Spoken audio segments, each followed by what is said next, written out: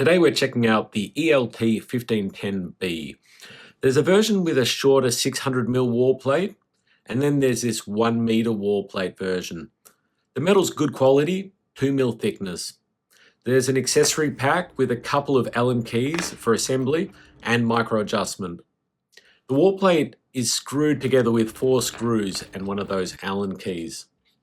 Just like a Chris Nolan movie, I've done the assembly in Tenon style, so in reverse. But assembly is simple. The wall plate covers work well and provide a nice finish. The spring clips work well also. It just sits 5 centimeters from the wall, so low profile. The motion's great. It's very controlled.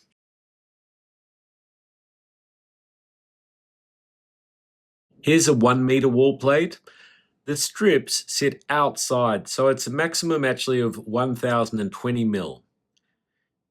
Ezymount's saying that they should be able to supply 1.3 meter width poles as a service kit option. For metal studs and big TVs, it's potentially 3 studs, so that would be great. The strips on the 1 meter wall plate are 600mm long, so speaking vertically. That's a way to go, as it covers all TV makes and models that at least I know of. I like the magnets on the pull cord, very functional. I also love the micro adjustment. These are a feature normally found on professional models. Here's 45 kilos, so let's call it an 85-inch. It allows you to easily shift the TV left or right. The tilt has nice washers, so they hold well. The full extension retracts just a little when we add some weight. I then put 95 kilos on it, and even though Ezymount is saying 80 kilos, at 95, it seems absolutely fine.